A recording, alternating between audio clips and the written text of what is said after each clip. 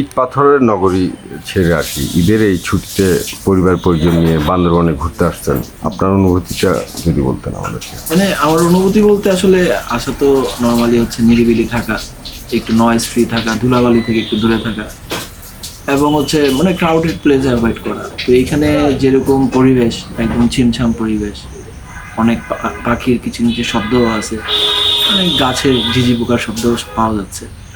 একদম ন্যাচারাল একটা ভিউ আছে এখানে, যেটা দিয়ে হচ্ছে বলতে পারেন যে একটা প্রশান্তি মিলে বা শান্তি মিলে। তো ওই শান্তি খোঁজার জন্যই আসলে শহর থেকে এখানে আসা। তো এখানে এসে ভালোই লাগছে আর কি। ইট পাথরের দেশ বাদ দিয়ে মাটির দেশে চলে আসছি, অনেকটা এরকম পাহাড়ের দেশ। আচ্ছা, কোথায় ঘুরতে গেছিলেন বান্দরবনে? না, আমি তো আসলে আজকেই আসছি, আজকে সকালবেলাই আসছি। তো এখন পর্যন্ত কোথাও যাইনি। তো শৈলপ্রপাত যাব, নীলাচল যাব, আর মেঘলা পার্ক যদি টাইম করতে পারি তাহলে আজকে যাবো, আর অথবা কালকে যাব। কালকে হয়তো চিম্বুকও যাব। আচ্ছা, আপাতত এতটুকুই প্ল্যান।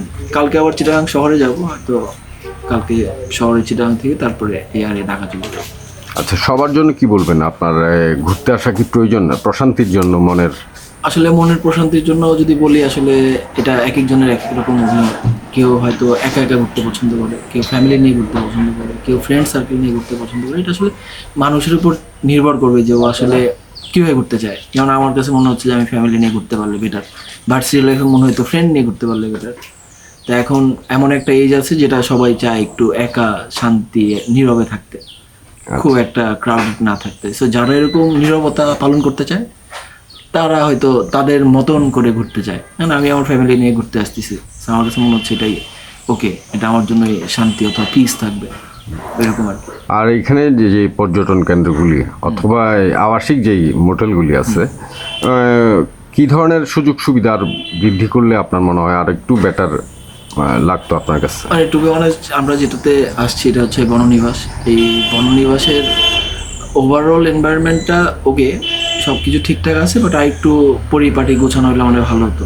লাইক বেসমেন্টটা ঠিক করা, স্ট্রাকচার যেগুলো আছে একটা হয়তো অনেকগুলোই পরিষ্কার করা হচ্ছে না অনেক দিন ধরে। সুইমিং পুলে আমরা সকাল থেকে নামতে যাচ্ছি, বাট হয়তো ক্লোরিন দিয়ে রাখছে, ক্লোরিন দেওয়ার জন্য হয়তো এখনও নামতে পারিনি, হয়তো বিকালের দিকে নামতে পারবো।